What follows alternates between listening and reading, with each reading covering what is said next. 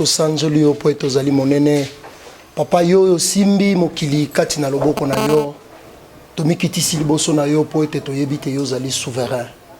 Papa zwa lokumu koleka likolo na nyonso po ete yo zali oyo apanzaka bato te yo zali oyo asangisaka bato. Tika ete yo sukola mitema na tango oyo po ete biso bana na yo tosili komikitisa liboso na yo. Na yo molobeli na biso epai na tata ekolo Yesu Masia. Tika ete yo kwa kozwa autorité kati na esika oyo po ete molimo oyo ezali kotato la tete yo zali oyo osili kolonga liwa ekwa kozala mosika na biso. Tomikitisi susu liboso na yo po ete nkolo toyeba kotambola kaka na yo. Zwa lokumu nkolo na nkembo tokumisi yo tosanjeli yo. Pe merci mingi papa po ete yo sila iko kamba commission oyo. Tozali bongo na mposa ete toza oyo tozali lisanga. Papa merci mingi toko banana yo toko sukisa na yo po ete yo zali alpha pe omega. Tikete loboko na yo ezala likolo na biso na kombo na Yesu mokonzi pe mobikisi. Amen. Donc awa nazali na kombo ya monsieur Zeka Sizo. Awa Anissé Mwamba, Bernard Mona. Donc, na lingi tobanda na oyo apostilaki Mutaliboso. Akoleka awa ayebisa biso programme na ye. Toko voter ye ona nini. To linga ye ona nini. Donc aleka awa ye moko alobela biso. Donc 15 minutes, tous allez congolais to linga. Pour s'exprimer en lingala. S'il vous plaît. Merci beaucoup. La parole Lelo Liboso Nabino parce que l'Assemblée générale Otosala qui n'a senga qui débat est à la main. Tout décida qui était que débat est à la main. Aujourd'hui, on me dit qu'il faut passer dire un mot. Bon, le coup, la peine à l'ingara, sur le basé belé pour la loba. Le bas mandam. N'est-ce pas bien? Plaisir, il y a les Zali, comme on a peuple congolais réuni comme ça, quoi. Parce que Tozo et Baké, nous sommes passés par des difficultés. Communauté la Bissau qui n'a pas de difficultés et belé. Et puis, communauté la Bissau qui a au Kabwana. On a Tozo qui n'a pas de problème, on te connaît, traité. Mais, quasi, volonté, il y a qui popo, il faut rappeler que je suis de l'équipe Oyo Ezobima. Ça veut dire qu'on a eu des problèmes. Il a fallu mettre en place d'autres structures pour pallier à la structure Koreko ou Ezaro Sangisabiso. Donc aujourd'hui, il faut trouver Baketo Sangani en tant que Bana, il y a la maison de Congolais de Verviers. Il y a un modèle permettre sous Toza Liboke. Vision Zali que To Meka ensemble Kotonga. En réfléchissant, na koma ki moi maloba moko awa na papier, mais na kotanga ngo sous na misu na bino et puis soki kota ko expliquer Zali, na expliquer moi dans mandam bupo na zo à 15 minutes na ngala lobi boy na papier na ngala lobi la RDC est un scandale géologique et son peuple est un peuple fort. Toyebi bien que potentiellement le Congo est le pays le plus riche du monde.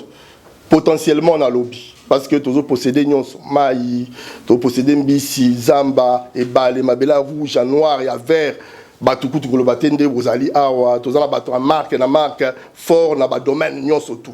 Peuple fort. Pays mogo scandale géologique, mais problème nabiso, ezanini. Problème nabiso, on a continué lecture dans la lobby, tout progrès est dicté par la discipline et l'organisation. Nous avons souligné avant la zone Loba Awasiko que ce qui s'est fait, nous sommes forts, réellement forts naturellement. Voilà, les gens Makabo Nzambe, Nabalanaï. Mais, tous la discipline, tous la organisé, il y a encore Makam Nabi Sezo Boité.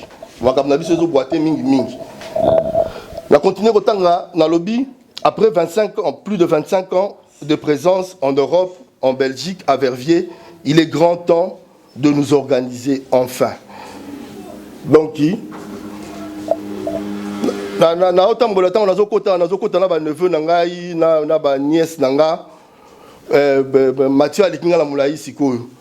Mais Mathieu, je me rappelle quand il est né, azaki moi costaud, azaki na makolo moi mystique, ngane nazo masser makolo, nazo dresser makolo po azala. Aujourd'hui c'est un strongman qui me dépasse en taille. Donc peut-être en intelligence pour abotami awa zozaba instruction ya awa. Donc to umeli pena la kata poto. So na lobi ke na umeli ça veut dire que bato ba ye liboso na ngape bazé belé ah oh ba umeli na kata poto. Ba nini tout ça. Mais il y a concret. Communauté Nabiso et mettre déjà en place. Natangaki moi biloko mi balé mi ça tout. Donc dans le lobby, après 25 ans, presque un quart de siècle, il est grand temps de s'organiser pour nous occuper de nos problèmes. Natangaki quelques problèmes. Dans le lobby, nos indigents, Natangaki sans papier et autres. Tout ça, on te belé dans la communauté Nabiso, on a besoin de soutien de la communauté. Mais qu'est-ce que la communauté fait pour eux? Pourquoi on ne s'organise pas pour pouvoir mettre des structures en place pour tout ça? Moi, je me rappelle, je parle en connaissance de cause, j'ai fait 20 ans sans papier dans ce pays. Mais je me rappelle, à un moment, la communauté congolaise a cotisé de l'argent pour que je paye un avocat. Je me rappelle que Nazoa 200 € ou un peu plus. Donc ça veut dire que l'organisation Moko Izalaka, mais il lâchait. Moi, donc, ils ont que tout ça, la structure, moko, oyo, vanda. Oyo, tout sera où n'importe où à s'identifier que je suis congolais. Après, si ma code naya qui est congolais, il puisse y avoir quelque chose pour l'aider. Tout ça, na bise belé, awa, bazorambon gote, bazan mikandate, bazan ninte, tout ça, qu'on avocate, tout là, de la monde nin. Donc, na bani, na ba indigent na biso. Et puis, na leki na ba na biso, na otanga Mathieu, awa. Na lobi makambo ya bana na ba jeune na bison. Bison de mutu photo tiki la bango loko. Nous sommes venus de là-bas, on n'a rien trouvé. On a fait 25 ans ici. Tozu moi maele, mke, banini mais bison photo tonga loko pour na go léguer na bana na bison. Na tche mingi c'était na étude l'avenir. Na solo pena bande ko mususu na ba jeune mususu ba bisinga que to me structurer sport de façon que Bana se retrouver tout pour restructurer équipe moko ya ba jeune ou bazo faire partie de la maison ou bazo réfléchir pour ma propre makamna bango moko na leki wana na lobby après nos enfants na lobeli eloko moko sala nga passe na motema trop na lobby awa de notre nourriture que nous achetons à ceux qui ne la consomment pas. Ça veut dire qu'après 25 ans to somba biloko na biso pas bandibu pondu kwanga l'osso, l'IPA. Donc on est incapable jusqu'aujourd'hui de structurer et le romoro boye ça la ya biso o mutuno so to ko tia motema malamu yake et le kwaneza ya biso bapaya badia ya ngote ba lesa biso. Ça c'est quelque chose qui me fait quand même vraiment ça la nga passi. Ça nga passi na lobby sous congolais un peuple fort. Pour ça on a développé que congolais un peuple fort, on a un argument est belé, na ba vécu est belé. Mais ils ont aussi s'organiser réellement et je voudrais être l'homme de cette organisation-là en écoutant tout le monde. On avancer on a continué dans le but de notre influence dans notre lieu d'habitation ainsi qu'au pays d'origine. Ça fait 25 ans que nous allons à Awa. Nous avons dans la commune. Nous avons dans l'assemblée que la biso makambu. Ba élection et le cacao. Batona baka tout le temps après 5 ans. Pour la première fois, vote na biso puis ba bungi bazate. Mais est-ce que ce se structuré à partir à l'élo tout le baké bon la province la provinciale oya. On to s'organiser pour tout tindika bango parce que ceux bango ba sera ba candidat biso pour la colorer ba liste na bango. Bazu noir moko divisé pour régner la vieille méthode. Mais Tcheka aussi na bongo la phrase de Chilengo Tchaka Fokapan mon père bien aimé Mwamba utilise le cerveau et aussi nga ba congolais tout temps ça bongo sikoyo pour toyeba ndeni to s'organiser na continuer dans le but de notre place dans les institutions de placer plutôt dans les institutions nos ressortissants en partant du niveau local jusqu'au plus haut niveau tant dans notre pays d'adoption que en RDC. Budget mboka na biso mbongo o biso ba congolais to tindaka na mboka na biso budget mboka na biso mbongo to tindaka ya to leki budget mboka na biso réellement mbongo tout ça sur un budget 7 milliards mais sur total il transfert à Congolais mbongo va transférer à Kouta awa kokende kuna eleki 7 milliards voilà est-ce que sur auto structurer 7 milliards voilà merci ko to komi lobit to komo loba bazo yo ke la biso parce que to kende to zonga mboka oyo ezamboka ba capitaliste c'est le pognon qui influence. Il est grand temps. Mais il n'y a pas qui passe. Quand on parle de 20 euros, pourquoi pas Congolais va donner la 20 euros? 20 euros là, 20 euros pour la nini, 20 euros tout ça, ah, mais je suis pas 1 million, madame date 1 million, mais si vous voulez la prendre 20 euros pour tout ça, il est palpable. Parce que tout ça peuple fort. À un moment donné, il faut mobiliser les moyens pour pouvoir évoluer. On a continué, dans le troisième point, dans la lobby, réfléchir à l'élaboration de solutions et de mobiliser les moyens pour leur mise en œuvre. Donc, on a autoloba ah, tokanisa, tosanin. Exactement, ngam na na ba boule, na ba boule belé tété. Muto za ba boule bien, to vendre la to sololi ah boule eza bien. Bon, moyen to tia pona to ko exécuter ango.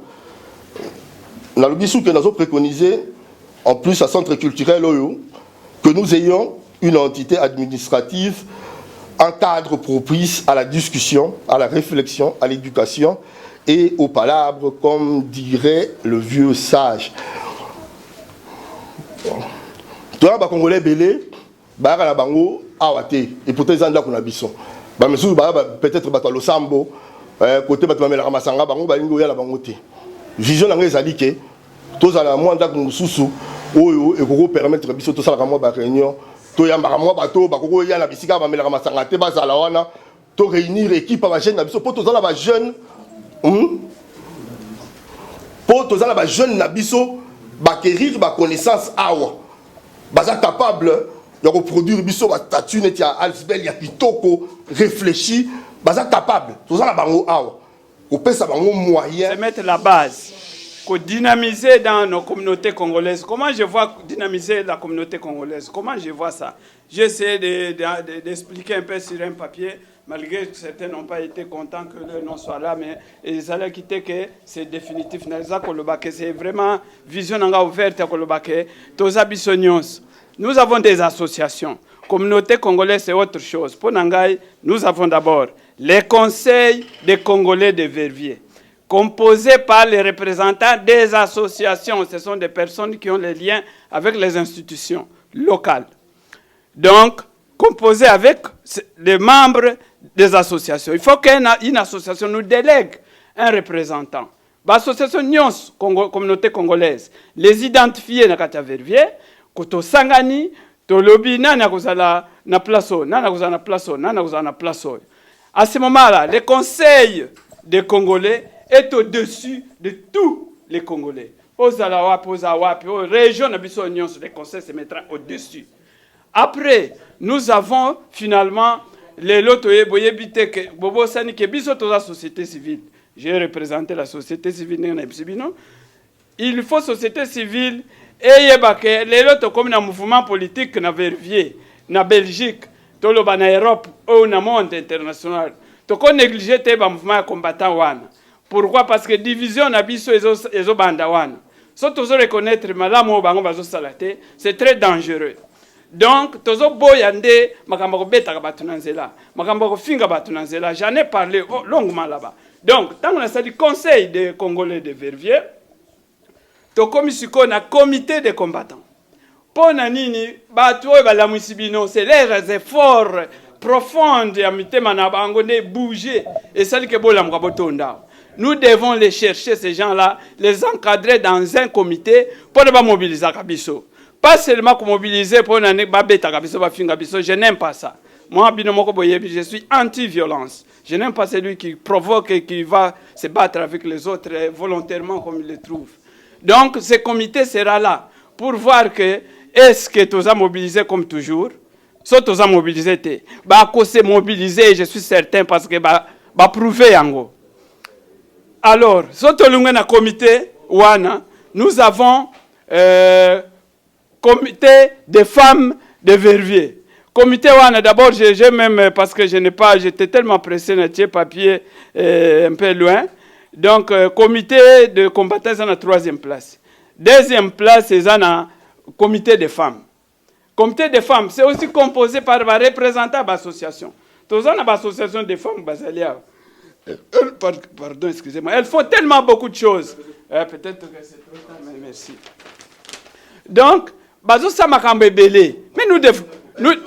nous devons les reconnaître. Tout ça, bango, chaque association qui a maman moko à Kotawana. Sans toutefois dire que ma femme, elle pouvait être prête et être présidente. Pourquoi pas? Parce qu'elle est membre de l'association. Après, la troisième place, ndeba combattant. Tant que tu es combattant, parce que maintenant j'ai mon papier, combattant, troisième place. Ce sont des propositions,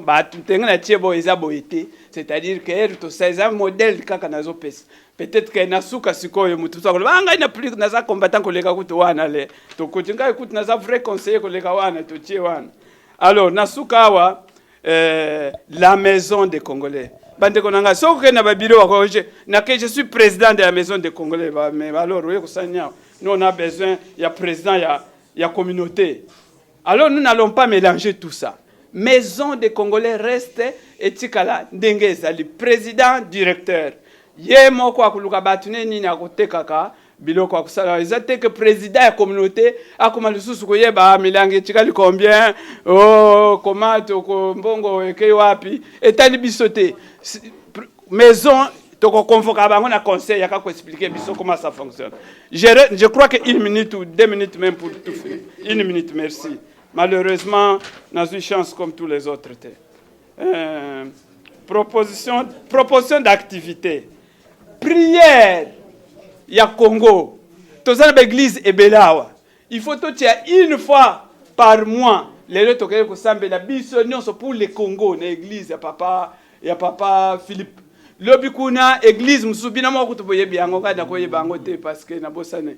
Liste wana boyebi to chaque mois nous devons comme sous to kepe na catholique pour na ba kire na biso bazali awa to ko programmer yango voilà j'avais tellement natonda tellement na makambo mana sisango exactement et koya sur le terrain croyez-moi merci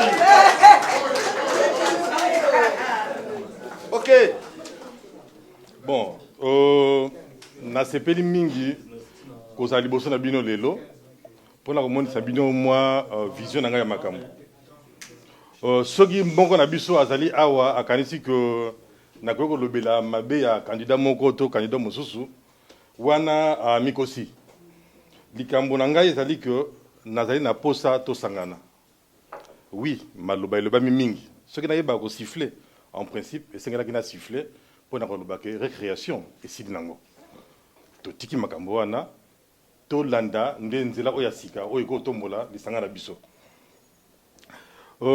tolobi mingi mpe tolobaka mingi esengeli ntango boni mpona ozala liboso ya lisanga mpe okamba bango misala nango emonana il faut ntango boni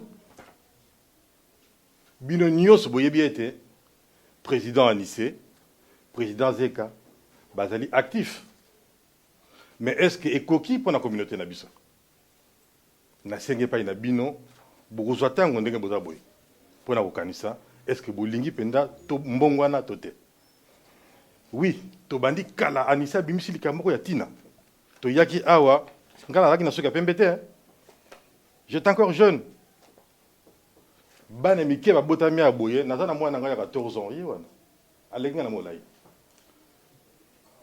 14 donc plus d'1 mètre 76 papa kutu sima mais na lingo loba nini place wana lingo loba ke ndenge bana bakoli ndenge pe biso tokoli makanisi na biso nyonso yango pe ekoli donc na kosenga bino totala biso nyonso liboso tokende na ndenge oyo ya kokola bomona ngai te lokola du rêveur que non ndeko na biso aye lelo yo ye alobi na biso kakamba biso na lola ou bien akokanda komema bino na sanza non ba projet nga nazali na yango oyo na memeli bino ezali ba projet moko oyo ekokoleka ba moyen na biso te nakobandela bino na makambo ezoleka awa na esika koloba na bino makambo ezoleka na mboka mais nyonso mibale eloko koko dissocier yango ezali te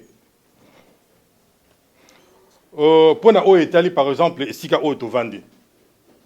Ezali café oui, yango boti moi ba discordance mingi. Mais tina nango pende ezali ni esika o. Ezali nango un simple outil. O yeko permettre biso que ceux qui mutaluki biso na libanda akoya retrouver biso awa. Ceux qui mutakombeli biso eko ko yande awa. Mais ezali pendate association yango yo. Non. Ce n'est qu'un outil na kati association na biso. Pour na o etali visibilité, il y a communauté na biso. Misala muto nyonso aleki awa alobi ke ngai na salaki boye, ngai na salaki boye. Oui, tozalaki wana biso nyonso. Na bassin papier, tozalaki wana. Et pas wapi tozalaki. Likambo nde ezali est-ce que ceux qui tozwi ba responsabilité wana. Tozomema makambo nyonso a bien. C'est ça le problème. Tok meka okanisa na eloko wana. Pour na o etali ba mama par exemple. Bino, ce que vous allez bien, ba maman bazana lisanga ya ba maman. Par contre, na groupe oezo dirigé, oezo kamba, ba maman bazate. Pour nini? Est-ce que na moment où nangonga o tozali par exemple, ezali inconcevable. Ya komona ke basi na staff dirigeant bazate. Pour nini? Au botami na hôpital yem dabimisa kiyo. Amélie si yo mabele na ye. Allez si yo na ndako tango koli yo leki na maye. Na banza po na biso na sengi jusque na kati lisanga na biso ba mama bazala po bakamba biso. Nini nazali ko préconiser. Po na o etali connaissance. Tozali na bien en fait ko sala iloka modele wana nazo senga ngo na biso nyonso ko sala maka teke mbona mutu akoya na ba likanisi na ye et a imposer te. Nazali na besoin ya synergie nyonso. Biso nyonso mutu na mutu ba compétence azali na yango tokotia yango elongo po tokosala eloko moko malamu. Donc ezali lokola moi bibliothèque. Moi espace moko ya information oyo ezala bakolo, ezala bana tokoko ya kozwaka information oyo ezali utile pour na biso. Mpona la jeunesse. Biso bakolo, biso tozana nanu na moi bwania. Tokoko sur la bango ba information.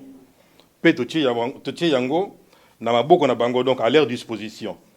Pour base elle a déjà imprégné la culture, il y a ba origine na biso. Tout ça na origine mon côté bien qu'on parle de peuple congolais ou de la communauté congolaise.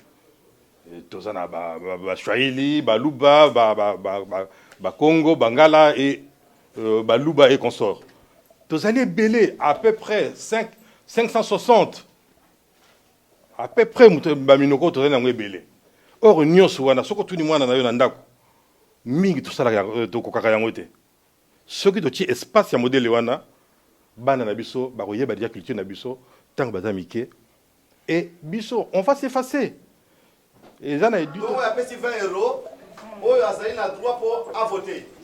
Donc si ko yo ekomi moment de voter bato oyo baleki awa ba wuti ko loba oyo bino bomoni ke projet oyo na sepele na oyo boye tango ya voter yango yo mais oyo afutaki 20 te ayebi ki afutaki 20 te abima na libanda donc to bimi biso so libanda to bimi na libanda to bando ko tala papier yango na lingi na fonga na misi na bino OK attends un instant nasengi na 3 candidats bapesa biso chaque candidat témoin moko aya awa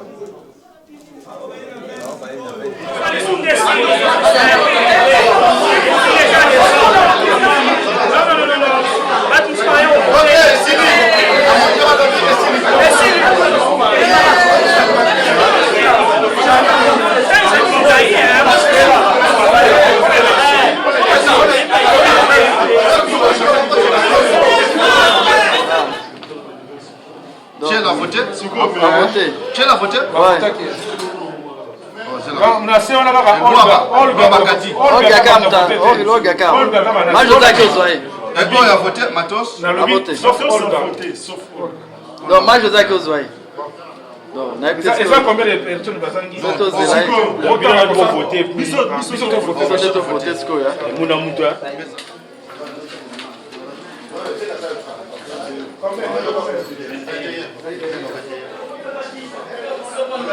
Vai na mão,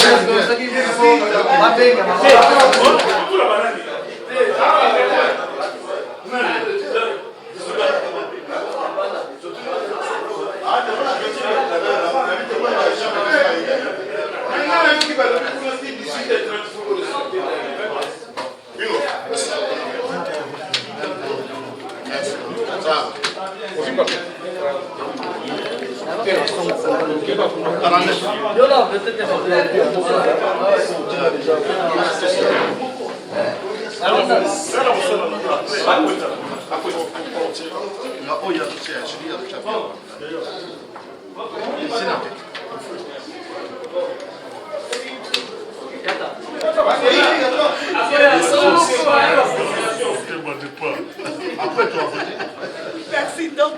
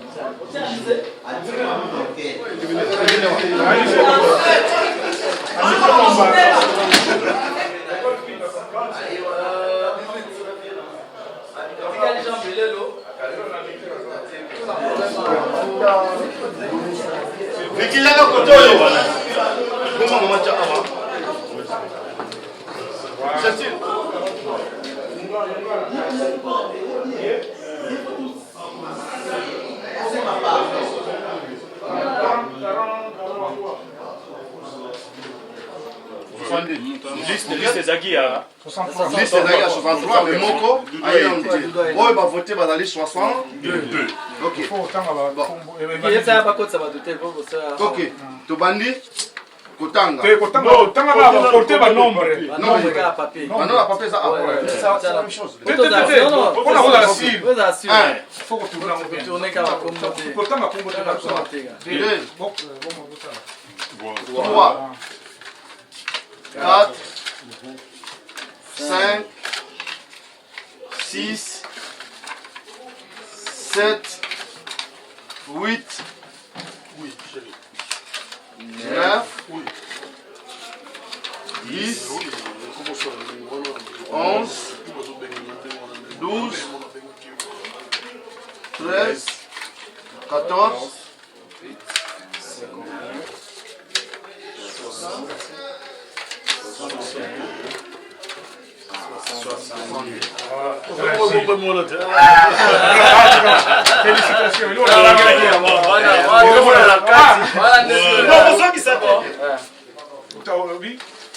Mbona 1. Mbona Bernard Mbona 2. Mbona Bernard Bernard Mbona Bernard Mbona Anissé Mwamba Mbona Mbona Mbona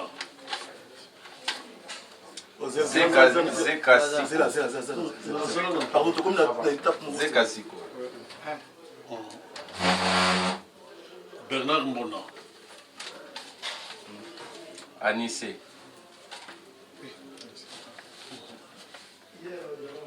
Anissé Mwamba Anissé Mwamba Zeka Sizo Bernard Mbona ah c'est N'importe papa, ça n'a l'autre. Bon Sigo mutuni na publier président tant on va Kotibatu mesdames et messieurs ce sont des personnes président de presse. Non, c'est pas la presse qui est publiée, c'est pas la presse. C'est mieux, c'est le son. bato bavote démocratie bosali candidat bongo ndenge tozaka sans félicitation bini donc ndenge donc ata mbote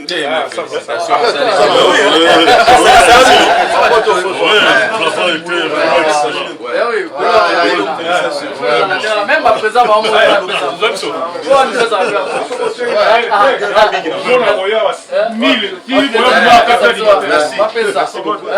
vote na biso eleki na esengo yango bomoni ke presse mpe toyaki awa komi batémoin mais eloko moko ekamwisi ngai surtout na ndeko na ngai tozali awa Johnny Ayimpi vote eleki na transparence moko soki na République démocratique du Congo mpe ekozala boye ekozala esengo mingi. Pourquoi? Parce que batémoin bazalaki papier tolandeli yango moko na moko.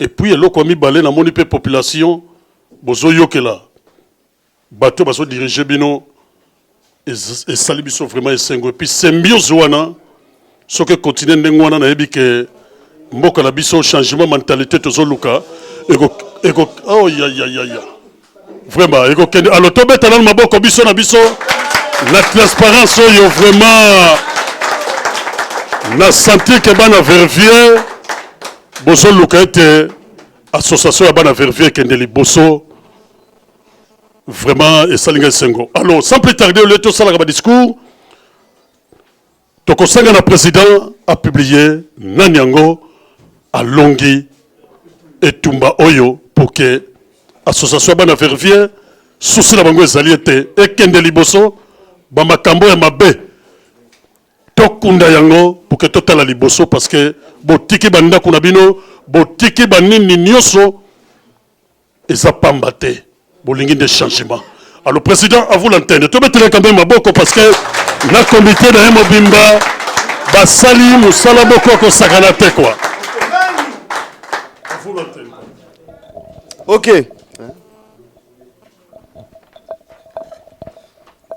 Andeko merci mingi. Ndenge lumba ba walobi esengo ya trop esengo vraiment. To continuer na auto bandi lelo. To continuer ekende ndeto osepela. Monsieur Zeka. Donc tous qui en fait biso tous qui 63 votants au balinga ba voter au peut voter donc 62.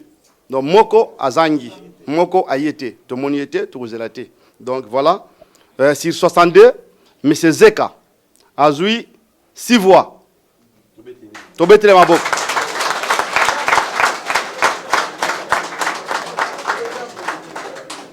Monsieur Anissé Mwamba a joué 18 voix. To betele maboko. Monsieur Mona Bernard, 38 voix, 38. Oui, a joué 38 voix. Donc, Banda Lelo, le 14-6-2015, président de la communauté congolaise de Verviers, s'appelle M. Mona Bernard. Yaka liboso, yaka.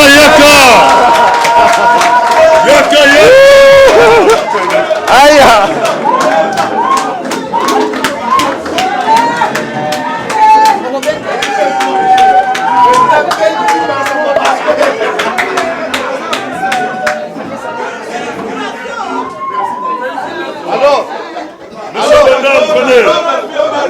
Venez, monsieur Bernard, venez. En ces moments mémorables, je me dois de remercier le président Anissé Mwamba et son équipe sortante, la commission électorale indépendante, pour leur contribution au sein de notre communauté.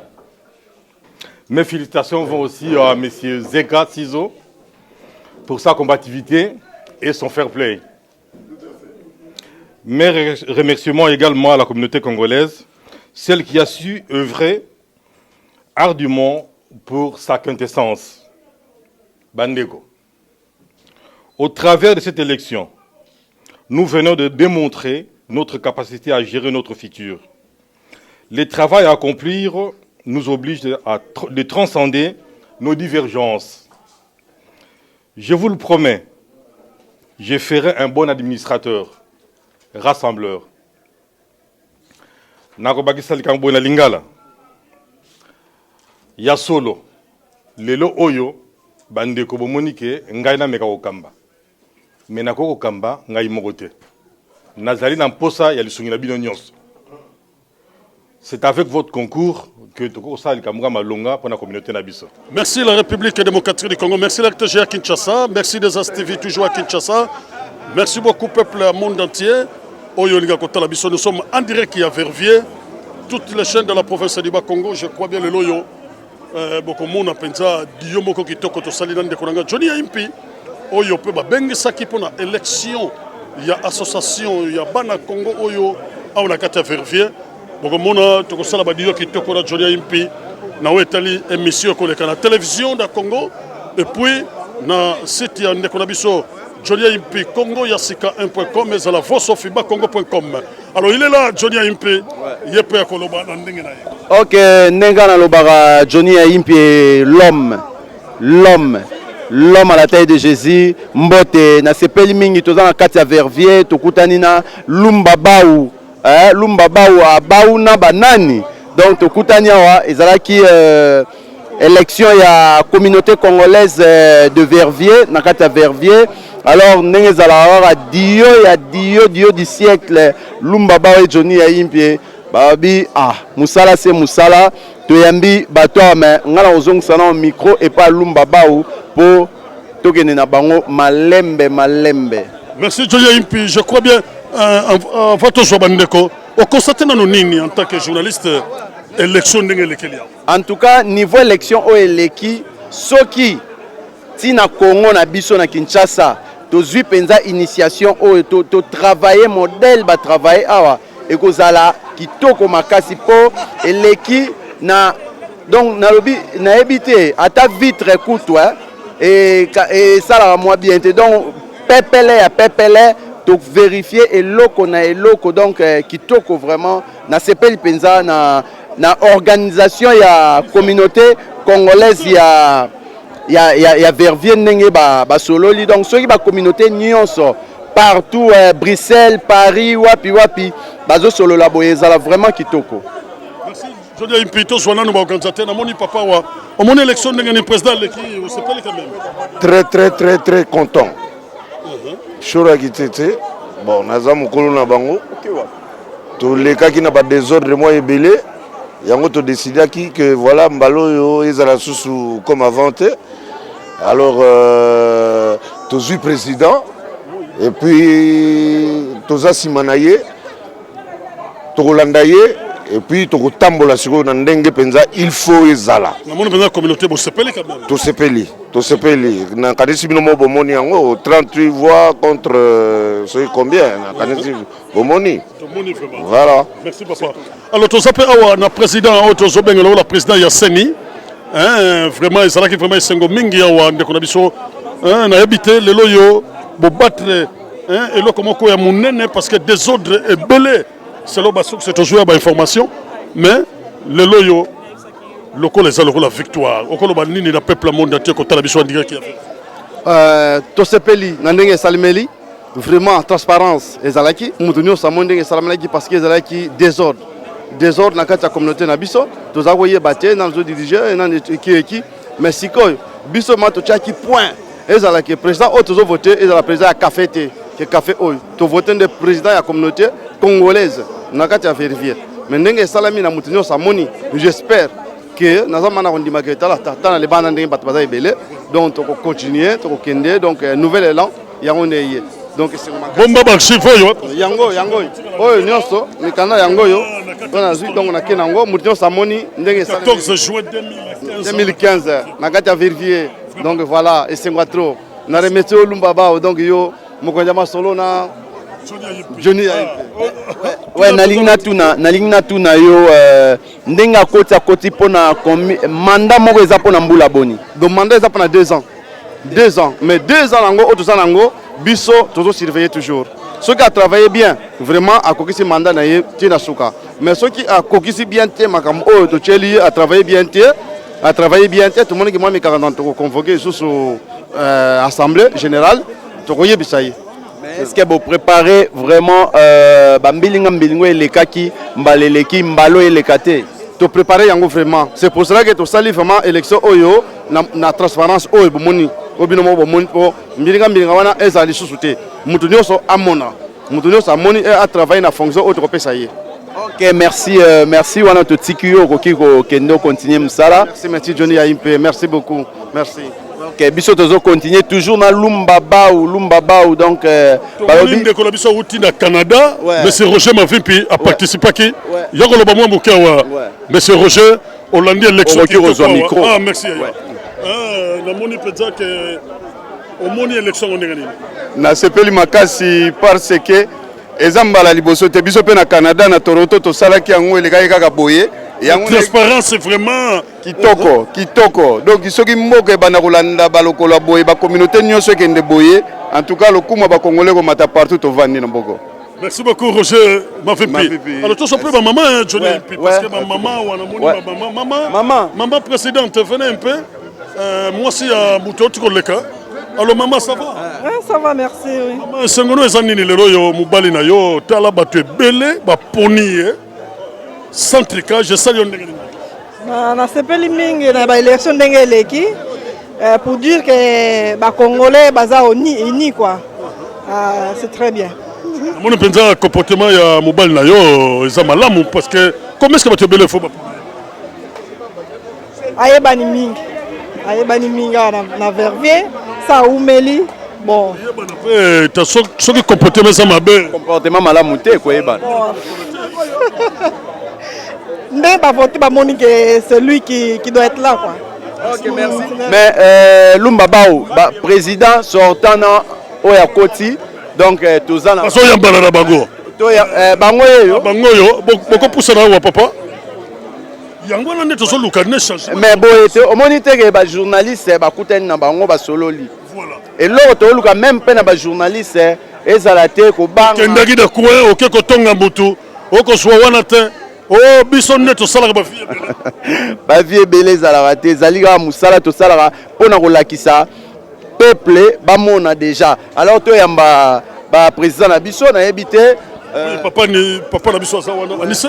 Ouais, Anissé. Ça va? Ouais, ça va bien. Malgré baba trop lelo yo on peut sa message ni parce que na moni na président Yassika bozo yambana esengo wana dynamisme le comme kabakanda soki loko nini papa Anissé esala biso esengo to lobaki on déjà na kati et bandaki na esengo to succès na esengo vraiment na moni que non bakanga bon litango pour que esila wana kati.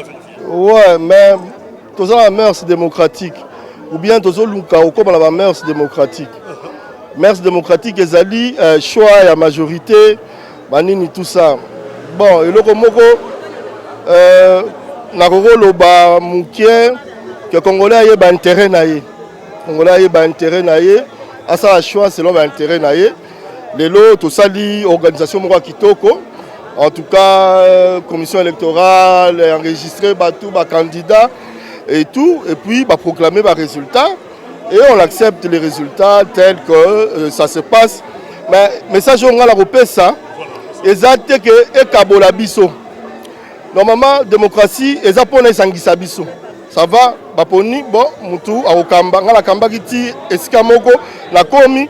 Tous si vote na peuple a voté mutu mususu a continuer au combat. Biso lo tika toujours ko soutenir mboka na biso ne to mesala au soutenir. Katso balobate papa Anissé parce que a on a poto ba association comme ka so ba poni président mususu ba biso ba ko yali susu te. Et comme ba kan conseil le ko pesa ba ndeko na biso pe bazana ba association na kati ya poto na likambo. Non, enfin association la biso en tout cas eza la maison de Congolais de Verviers. Donc ça veut dire que eza la essence babenga ngonini communautaire. Eza la bala Congo. Donc Congo eza biso tout le papa Anissé rotika te o bala koya. Non, c'est chez moi je vais non, j'ai quelque chose à donner à ma communauté, je continuerai à donner ce que je peux donner à ma communauté étant président ou pas. Donc voilà. Merci beaucoup, c'est très gentil. Il y a un changement dans Mboka. Alors tout ça, on a le président actuel. On peut saluer déjà un message, mais ndenge bovandi esika moko esali bato pe sengo okolo bakisali susu nini na sepeli makasi déjà na présence ya ndeko na biso Anissé Mwamba akambaki ndenge na lobby eloko tokuti yango te ekufa non ezalaki et a municipé na kati ya campagne nyonso tosali bokasi na ye et ndenge peuple aponi to se plier na yango po na ngai na koloba ete naza na besoin ya bango nyonso naza na besoin parce que population nyonso a fait bakotala yango pesa bango message clé na yo en tant que président oyo touti kopona union et na nsima travail bokasi na ngai ezali juste na mitu ya bato nyonso bazali awa donc nazali na besoin ya synergie ya bato nyonso na nsima ya oyo wana nde tokosala eloko ke communauté na biso ekenda liboso donc on n'a pas autre chose, on ne peut pas laisser libre cours na divergence place na yango awa ezali te esengeli to transcender ba divergence na biso nyonso po tokenda liboso voilà na banda na beaucoup bonne chance pendant 2 ans au Kamba ndeko na biso ba Congolais alors là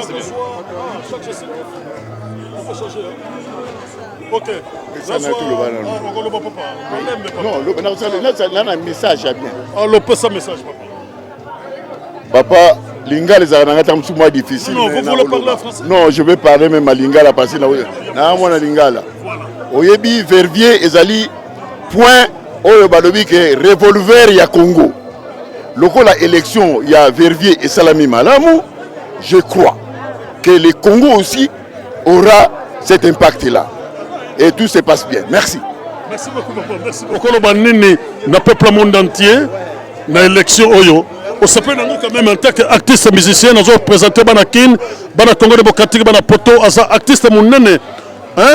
En matière de l'Okumu, il y a Kitir, il y a Mboka Nabiso, on a Katia Vervier, vraiment gentil. On s'appelle quand même l'élection. Oui, Congolais à Verviers va démontrer maturité, vu leur patience pour que l'Oko et Salamandeng Salami. Je crois que ça demande notre maturité. Maintenant, la balle est dans le cas de Mouto Azui. Parce que les politiciens, on ne les juge pas. C'est apolitique, on dit apolitique. Mais quand même, il y a la notion de gestion là-dedans. Un bon gestionnaire, donc si on a mission, a charge, ça ne sera pas facile. Mais on verra bien, top ça a chance. Ça ne sera pas facile, mais bien le peuple ça va faire le vote. Je crois bien que... Mais je crois que le fait que les gens se sont mobilisés pour la console, c'est que Bassi va payer déjà fait vert. Donc c'est à lui maintenant de prouver la confiance au PCA. Qu'est-ce qu'il va rendre la population va s'allier confiance. Merci beaucoup, Johnny. Je remercie les journalistes de encadrer l'événement. Donc voilà quoi. Mbote Ming la Banakin, voilà Johnny, Nazachu Wabino. Alors, je n'ai pas joué caméra, yo mongo sala na yo. Parce que nako kanganga micro nga mokote na sanga mokote, na tiki micro na ndeko na ngai Johnny Impi palola di. Né na mesala ko palola toujours voilà toye papa au moni élection na bino et l'équipe bien est-ce que vous êtes vraiment content na président ya côté. Ouais, Naza. D'abord, je remercie toute la communauté, na Gesto et Salami. Tout s'attendait que bisous sur le Cambo et les Nandeng et les Lelo. Donc, je crois que tout ça, le consentement, il y a moko na la communauté, on a vu la biso ya Verviers, et que tu remercies tout le monde. Moi qui vous parle là, Nazali, un des membres de l'équipe sortante. Nazali, vice-président, il y a l'équipe qui se déplace dans le nouveau gouvernement, et qu'on soit acheminement de la communauté. Donc, nous sommes très contents parce qu'on s'attendait vraiment que l'on ait les mapo, ils sont à nous soutenir, ils sont à place, na bateau, ok, merci donc. Namouté m'a polé les dents, borté la bao bazoya, le bâton dans les routes. Non. D'abord, c'était notre souhait que les Cambouais soient les mabou. La preuve, on est allé tout souriant, c'est que tous les Cambouais les Cambouais salami. Ok, merci vraiment. Merci.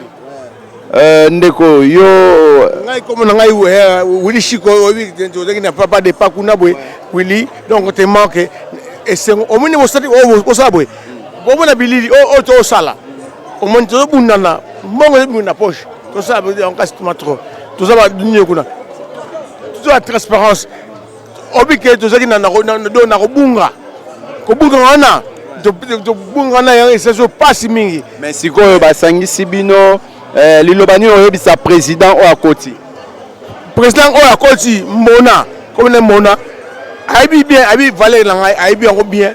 Na sengake toujours que donc azala droit chemin. Ok, merci président Mona Balobi ozala toujours na droit chemin ndete suki boye olobi ni olingo lobani. Nami de papa Mona. Nzambe nga ndeko na yo leki na yo Chiko Willy Kitoko na président Seni. Président Seni. Ok, merci. Donatien. Merci. Donc aiba ngo bien que aibi ka na batu. Ok, merci Tosuki Sibongo. Ouais, tokutana na ba kuluto bazokamba awa kuluto yo lobi nini? Bon, omoni kolo malamu boye. Omoni place ndenge etambolaka ko. À part ça, ouais, neto bando solo la journée où eleki ndeni pe bino bomoni mukolo ngo ndeni na équipe ekoti lelo. Bon, na ndenge équipe ekoti lelo tosepeli biso to envisageaki ekende ndenge wana ozomona mboka oyo ndenge tofandi ndako tosali nango 10 ans.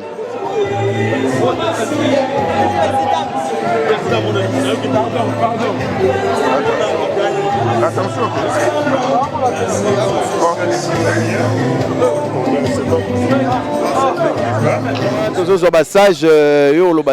Donc, résultat, il y a un boy comme on a l'élo. Effort tout ça pendant 10 ans pour nous tous bien l'élo démocratie. Peut-être exemple et salami l'élo awa et ça ma partout. Et là on lingi et zali changement.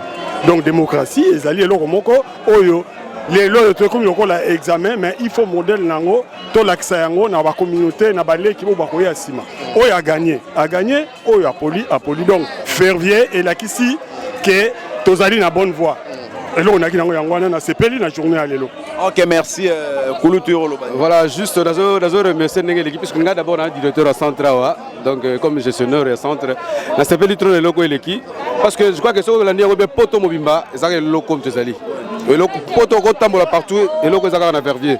Alors na mingi Rolobani na sepeli ndenge l'équipe bien je crois que et pas l'absence de poli azate parce que tout le monde va utile to récupérer bango va travailler ensemble. Voilà ce que je voulais dire. Donc en tout cas nous remercier tout le monde ce soir ici. Merci. Ok, merci. Donc nde toza awa toza liboso ya café oyo ezali café ya monsieur Jean te, café ya monsieur Emmanuel te, café ya Kindingulu Ndingulu te, eza café ya communauté congolaise. Donc bien organisé, bien structuré, basala café na bango, mbongo ekotaka edaka masolo. Donc c'est ça, Lumbabao. Oui. Oui, café ezali, café à Lumbabao te ya Johnny ya Impété mais ya communauté congolaise. Congolaise, tala badio kitoko association. On soit déjà drapeau yango ya RDC association babimisa eloko na bango. Faut qu'on pesa bango maboko. Association za sika ya matongi te. Association eza bisika te ba divergence. Oyaka na masolo ko divisaka batu. Verviers to betele ngo maboko akosakana te. Verviers maboko akosakana te Johnny Ayimpe. Verviers oyo. Parce que association soke komi esika yokana ko bebisaka ba fia batu. Bokata ba association na bino. Ouais. Bokata ngo. Ndeko Johnny. To sa awa na moko ya joueur lelo yo malgré a beti match lelo te mais Joseph Poku oyo ba petio yo bazo matisa lokumu ya mboka na biso papa na ye asa na biso awa Johnny Impi tokozwa alors papa Désiré Mpoku lelo afato kotala mozindo mwa solo to joyeux nino ko ebisa peuple congolais na we tali élection yo to lekao. Non bon ezali ba congolais o basanganaki awa na mboka Verviers tozali ko senga ka eloko moko ke toyokana tozala ensemble toka kokomisa na poto komi na mboka mopaya makambo na biso toujours boyokana eza te yango tosenga biso ozali mwa bakulutu tobengisi baleki tolobi non nzela yango oyo bosangana tozala esika moko tozala bo moko mpo tosalisanaka mboka mopaya soki oza yo moko eza pasi yango eloko tosengai lelo ba élection esalama tozala na mokambi moko biso tu tozala nsima na ye tosepeli quand même papa tosepeli parce que eza eloko moko esalaka biso mpasi ke tozali moto moko me boyokana eza te sikoyo toponi moko na biso azala akamba biso tokozala toujours nsima na ye comme histoire kaka bokonzi ndenge wana te fo élection transparente oyo tokosalema awa peuple nde mpona yo na bassociation tozopesa conseil na poto population nde fo mpona yo komitiaka na esika na ebonga yo moko te parce que soki yo mitie na esika yo moko bato mosusu badivergence ekozala kaka alors papa Désiré Joseph Pokou na équipe nationale ya Congo lelo yo malgré abeti te match ya lelo yo nasalaki entraîneur na biso Flora Ibenge interview tolobelaki mpe mwana na yo makasi mais aponi neka République démocratique du Congo ya beta na équipe nationale ya Belgique bino bapara na epe bosepelaki na bino abetana na mboka na biso mais non ye abotami na Kinshasa ye abotami awa te ye abotami na bon marché ayaki awa inane ayebi te ayaki na age inane ya inane ayebi yango te mais nayebisaki ke non eza mboka na yo il faut oluka esika yo olingi amsepeli ye moko moto aponaki bino te ngai naponi te ye moko parce que ye moto abetaka bale aponi ke abeta na équipe nationale malheureusement abengaki entraîneur coach Ibenge ayebisaki pourquoi aye te parce que azali na problème ya équipe papa tolobeli yango tozalaki na ndeko na nga depa baraza na kati ya mons ta tozolobela mona na yo avec Flora Ibenge a expliqué que les Camerounais. Mais à ce moment équipe juste aujourd'hui. Non, si tout va bien, la semaine prochaine, tu es à Nice. Kokuta nana ba to équipe oyo alinga kende. Tokuta na bango la semaine prochaine et pour nous finaliser Marambotou. Mais si tout va bien, à Robert na Rome kana à Roma ou na équipe moko na Italie kaka. Mais ça va se passer bien. La semaine prochaine. Alors, tant qu'on a qui République démocratique du Congo, c'est là qui ont n'engagé n'attaque papa. Parce que biso nion se to komika que fallait bana na biso baso botama ou fallait na équipe nationale ya Belgique. Ba miso pe baso nié Congo. Baso nié Congo mais moi na yo apodika ka République démocratique du Congo ata lelo baso finga baso chola to bi que un jour makambo malamu ekozala kaka. Na pesa qui est choix. Asa Koli, à 22 ans. Au botami na Kinshasa malgré que oyebité. Au Koliawa, au Saleliawa, n'a pas ça que choix na yemoko. En tant que joueur, Alobi a décidé que non, on a Robert en Congo. Malgré que maintenant c'est Zalakiawa, Balingite qui a bête parce qu'il a tout fait ici. David Meneza choix na ye. Mais à Poni na ye Congo et c'est assez confirmé. Je crois le match prochain il sera là. Na équipe nationale peut ya Belgique bazako Lukaye. Bon soit que peut ba contact wana ou bien ba menace ou bien bien sûr ba contact qui est mais yemoko. Asali choix na ye qui habite na RDC. Topesa papa au maboko aboti un Congolais maka yaki na inane awa mais Congolais a poni pe choix ya mboka na biso. Oyebi na kati loba no papa. Nazape na ba mususu baleki. Moko azali na visée moko pe azana Anderlecht. Wana bana na oka. Ouais. Du papa botika ba joueur. Ba joueur na ba joueur. Yo boko bete balle. Ouais. Na beta balle. Na zaki pe joueur na ya quartier na Kinshasa mais ça va les enfants ils jouent pas bien. Bazali bango tout. Si tout va bien. Na Simba Joseph Pokou bazali sur Mibale. Boti hein. Ah ouais. C'est enfant. Merci. Vraiment alors lilo basuka ni ko yebisa surtout bandeko na biso ba Congolais tozoko bota. Awa pour que conseil nini bako pesaka bana na bango babo sanaka mboka te pa to utite même na bazali awa bazako ba français na bango mais faut ba yebaka pa biso to uti et pa ipe bango ba rozala vraiment alors comportement na profiter dans le moquet parce que comportement Joseph Pokou non moi ya za moto ya Losambo il ne vit que du football tongo pourquoi football ayamela ramasanga te abali déjà très tôt donc il est bien encadré. Donc, ça déjà marié. Déjà marié. Et que ça le fait bien pour la carrière. Ouais, voilà. Merci beaucoup, papa Désiré Pokou. Nzamba Pambolayo, na maman et puis na libota mobimba. Merci beaucoup, merci. Ouais, ça va. Na moni ozome la kokano ki toko na esengo élection lelo yo. Na moni penza esengo ezali. Bon oui, esengo ezali parce que élection salami dans le calme, transparente. Donc ça va quoi. Ouais. S'appelle quand même un nouveau président. Oui, na s'appelle bon, Aza Muto Naebi Banda Kala. ebi bandakala ça vraiment sire ko kamba bino ouais na sir que au kamba bien mais eza yé mon côté mutako kamba mais avec équipe mobimba na appui à ma membre. Merci à vous. Ouais. Ça va maman? Mbote bonjour. Batio so mokebobo boyo kabiso bomo na biso nezo lekawa. Sepeli quand même la voiture et tout ça. Oui. To sepeli parce que zanda ko boza nga mutu mo zanda fo mutu za président de régime. On a zana mutema yete mutazui. Mais un problème était et les calendriers ont la partie à président Anissé. Si on met et Simbi la route mais ils ont marteau mais parce que il y a pas parler na biso quand on a 50% congolais na angolais. Voilà tout ça que to utana kokomoko. Oui, to ka kokomoko dans na fakota penda kwango ya ngana penda komi donc. Deux ans dans la biso to senga oyo zulu ko mwana.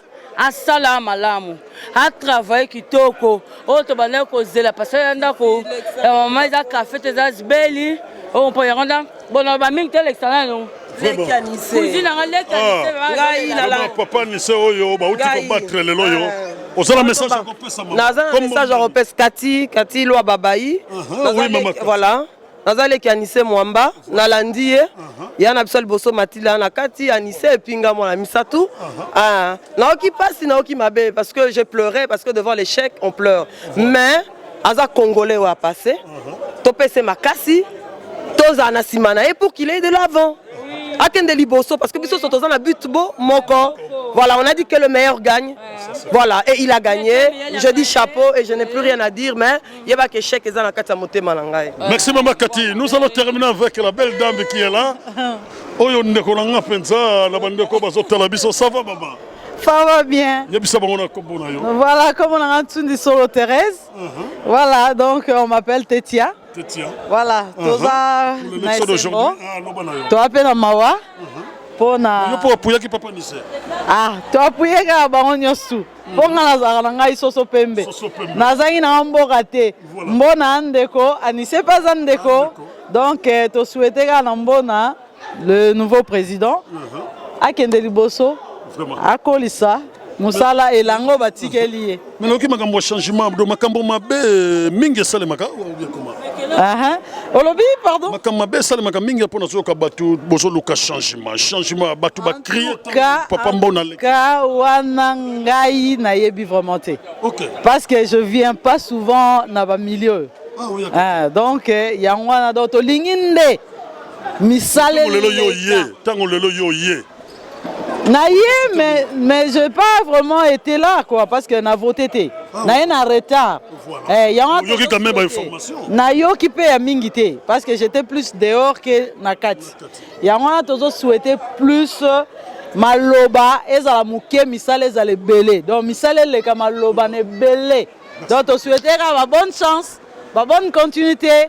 Et si Kanissa Soukeli, il y a un relève, puis qu'il y a un tombolango. Voilà. Merci beaucoup. Merci maman Tetia. Merci. Alors je crois que c'est la fin de notre émission. On va prendre l'ambiance Nakati ya café qui tokota l'association. Basalape café na bango na Kombo ya association. Ba Congolais oyo ba vanda na vérifier na Liège. Ba utaka pe na Baleman.